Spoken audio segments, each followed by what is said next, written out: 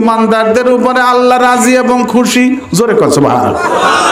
ইমানদার নারী পুরুষের জন্য আল্লাহ পাক জান্নাতের সমস্ত নিয়ামত সামগ্রী তৈরি করেছেন। কুরআন শরীফে আল্লাহ পাক বলেন লাকাদ রাদিয়াল্লাহু আনিল মুমিনিন। আল্লাহ পাক বলেন আমি অবশ্যই ইমানদারদের উপরে রাজি হয়ে গেলাম, খুশি হয়ে গেলাম। জোরে কর সুবহানাল্লাহ। এটা কোরআনের আয়াত পড়ছি না, না আয়াত বানাই কলাম আবার। আল্লাহ পাক বলেন আমি ইমানদারদের উপরে রাজি হয়ে গেলাম, খুশি হয়ে গেলাম। তবে কোন ইমানদারদের উপরে আল্লাহ পাক রাজি হয়েছেন, খুশি হয়েছেন? আমার দেশে ইমানদার সুদের টাকা দিয়ে বাড়ি দালান দিছে, আছে না নাই? এই ইমানদারের উপরে আল্লাহ রাজি খুশি হইছে? আল্লাহ পাক কোন ইমানদারের উপরে রাজি খুশি হইছে?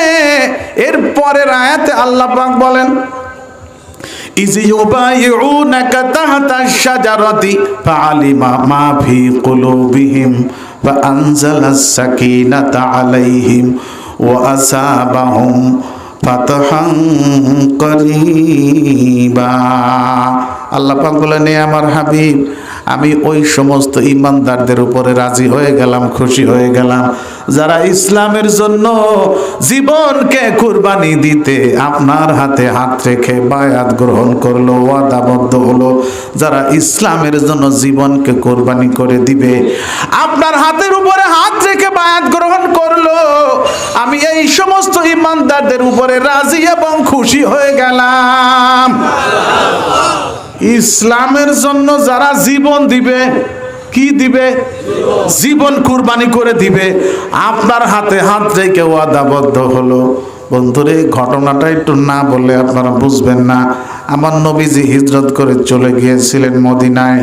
অনেক দিন পর ফজরের নামাজ পড়ে নবীজি মদিনার মসজিদে সাহাবীদের দিকে মুখ দিয়ে বসলেন আর বলেন আমার সাহাবীরা আমি রাতে আজকে একটা স্বপ্ন দেখছি। কি দেখছি? স্বপ্ন। আমারে থুইয়ে চলে যাবেন নাকি? নবী বলতেছে আমার সাহাবীরা আজকে রাতে আমি একটা স্বপ্ন দেখছি। সাহাবীরা বলে ইয়া রাসূলুল্লাহ কি স্বপ্ন দেখছেন, আমরা একটু জানতে পারবো কি? নবী বলেন হ্যাঁ অবশ্যই। বলে স্বপ্ন দেখেছি আমি আল্লাহর ঘর কাবা শরীফ তওয়াফ করতেছি। আল্লাহর ঘর তওয়াফ করতেছি আমি স্বপ্নে দেখছি। সাহাবীরা খুশি না বেজার? সবাই বলতেছি ইয়া রাসূলুল্লাহ কতদিন হইল আল্লাহর ঘর ছেড়ে চলে আসছি, তাহলে চলেন আমাদেরকে নিয়ে আমরা আল্লাহর ঘর তওয়াফ করে আসি, উমরা করে আসি। জোরে কর সুবহানাল্লাহ। আমার নবীজি পরের দিন সকালবেলা 1400 সাহাবীদের একটা জামাত নিয়ে রওনা করলেন মক্কায় উমরা হজ করার জন্য। জোরে সরে কান সুবহানাল্লাহ। এ ভাই কয়জনের জামাত নিয়ে রওনা দিছেন? 1400 সাহাবীদের জামাত নিয়ে নবী রওনা করছে। মদিনা থেকে কোথায় আসতেছে? মক্কায়। 15 দিন সময় লাগতো আগে আসতে। কয়দিন? 450 কিলোমিটার রাস্তা। আর সেই সময় তো বিশ্ব রোড ছিল নাকি? এখন তো উরে আল্লাহ। যারা গেছেন মক্কা থেকে মদিনায়, আমরা 10:30টার সময় বাসে উঠলাম, ও আল্লাহ আসরের নামাজের আগেই যাইয়ে পৌঁছে গেলাম মদিনায়। তারপরে দুপুরে জোহরের নামাজের জন্য খানার জন্য আবার বিরতি দিল প্রায় 1 ঘন্টা মাঝপথে। তাহলে কত তাড়াতাড়ি আমরা চলে গেলাম মদিনায়। আর আমার নবীজির আসতে যাইতে সময় লাগছে আসতেই 15 দিন। তখন তো বিশ্ব রোড ছিল না, এই উট ছিল মরুভূমির জাহাজ, উটের উপরে সোয়ার হয়ে গেছে। কত কষ্টই না হয়েছে। জোরে কোন ঠিক না? আমার ভাইরা এত কষ্ট করে আসছে মক্কার কাছাকাছি হুদাইবিয়া নামক একটা জায়গা, ওইখানে শিবির স্থাপন করছে। সকালবেলা আসবে মক্কায় প্রবেশ করবে, সকালবেলা প্রবেশ করবে, রাত যাপন করতেছে। মক্কার নেতা হলো আবু সুফিয়ান কাফের। তার কাছে খবর হয়ে গেছে নবী আসতেছে হাজার হাজার লোক নিয়ে। ওরে আল্লাহ, ওর পরানে পানি নাই, গেল বলি মৌলবীগো হাতে ক্ষমতা চলে গেল, তাই না? আমার ভাইরা আবু সুফিয়ান লোক পাঠাই দিয়েছে, খবরদার নবী মুহাম্মদ কোন রকম যেন মক্কায় ঢুকতে না পারে। লোকজন চলে আসছে, প্রতিনিধি দল আসছে, আইসে বলতেছে আপনাকে আমরা মক্কায় ঢুকতে দিব না। কয় দূর পাগল, আমরা কি মারামারি করবার আইছি নাকি? হ্যাঁ, আমরা আইছি উমরা হজ করার জন্য, আর কাবা শরীফ সারা পৃথিবীর জন্য ওপেন। জোরে কোন ঠিক না ঠিক? আমরা আসছি তওয়াফ করার জন্য, উমরা হজ করার জন্য। প্রতিনিধি দল বলতেছে আচ্ছা ঠিক আছে, আপনারা অপেক্ষা করেন, আমাদের নেতার কাছে গিয়ে বলবো, সে যদি পারমিশন দেয় তাহলে ঢুকবেন, নচেত ঢুকতে পারবেন না। ফিরে আসছে প্রতিনিধি দল, আবু সুফিয়ানের কাছে বলতেছে না, ভয়ের কোনো কারণ নাই, উনি যুদ্ধ করার জন্য আসে নাই, মক্কা দখল করবার জন্য আসে নাই, আসছে উমরা হজ করার জন্য। জোরে কও সুবহানাল্লাহ। আবু সুফিয়ান কয় না, তারপরে কও তো বাপু, চোরের মন হলো পুলিশ পুলিশ। জোরে কোন ঠিক না? ও কয় না, তারপরে আমার সন্দেহ আছে, আমি কিছুতেই তাকে ঢুকতে দিব না। আমার ভাইরা, পরবর্তীতে আরো উচ্চ পর্যায়ের আর একটা প্রতিনিধি দল পাঠায় দিল, যাও তুমি যেয়ে কথা বলো।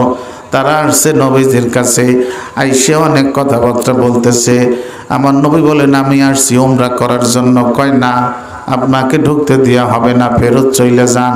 আমার নবীজি তখন হযরত উসমান গনি রাদিয়াল্লাহু তাআলা আনহুকে পাঠাইয়ে দিলেন, কারণ উসমান হলো আবু সুফিয়ানের বাল্য বন্ধু।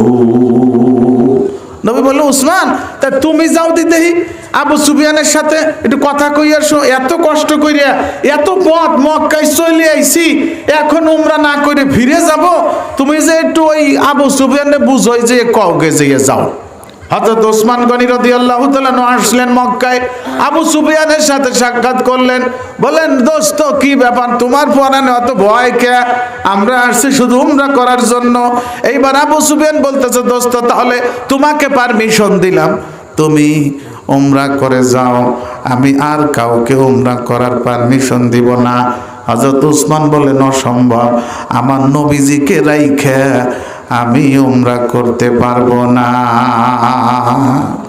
যদি উমরা করতে হয় তাহলে আমার নবীজির সঙ্গে আমরা সবাই একসঙ্গে উমরা করব, না হলে আমি একা উমরা করতে পারি না।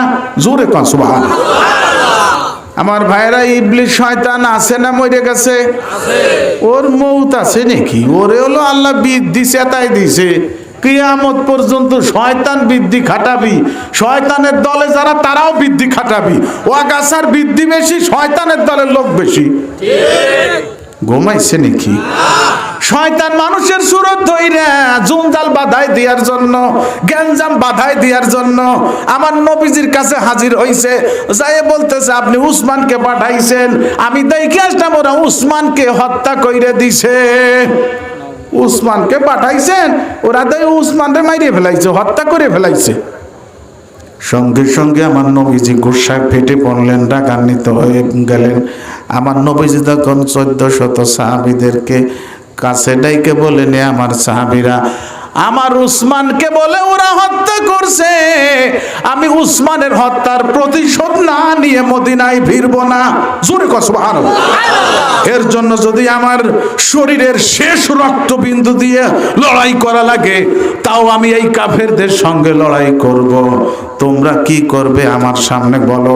সমস্ত সাহাবীরা এক বাক্যে বলে উঠল, ইয়া রাসূলুল্লাহ, আমরাও আমাদের শরীরের রক্তের শেষ ফোঁটা দিয়ে আপনার সঙ্গে থেকে এই কাফেরদের বিরুদ্ধে লড়াই করে যাব। আমার নবী তখন বললেন, আমি মুখের কথা বিশ্বাস করি না, আমার হাতের উপরে হাত রেখে ওয়াদা করা লাগবে। সঙ্গে সঙ্গে সমস্ত সাহাবীরা আমার নবীজির হাতের উপরে হাত রেখে বায়াত গ্রহণ করতেছিল, ওয়াদায় আবদ্ধ হইতেছিল। বলে, ইয়া রাসূলুল্লাহ, আমার জীবনটা আপনার হাতে দিয়ে দিলাম, আল্লাহর জন্য কুরবানি করে দিব, আপনার হাতে আল্লাহর রাস্তায় আমার জীবন সঁপে দিলাম। আমি জীবনের শেষ মুহূর্ত পর্যন্ত লড়াই করে যাব, আপনার সঙ্গে থাকব। 1400 সাহাবী আমার নবীজির হাতের উপরে হাত রেখে যখন বায়াত গ্রহণ করলো, ওয়াদায় পর্দায় আবদ্ধ হলো। সঙ্গে সঙ্গে জিব্রাইল ফেরেশতা কোরআনের এই আয়াত নিয়ে নবীর দরবারে হাজির হলো। লাকাদ রাদিয়াল্লাহু আনিল মুমিনিন। আল্লাহ পাক বলে দিলেন, আমি আমার ওই সমস্ত ইমানদারদের উপরে রাজি এবং খুশি হয়ে গেলাম যারা আপনার হাতে, নবীজিকে বলেন, হে আমার হাবিব, আপনার হাতের উপরে হাত থেকে ওয়াদাবদ্ধ হলো তাদের জীবনকে আমার রাস্তায় কুরবানি করে দিবার জন্য। আমি ওই সমস্ত ইমানদারদের উপরে রাজি এবং খুশি হইয়া গেলাম।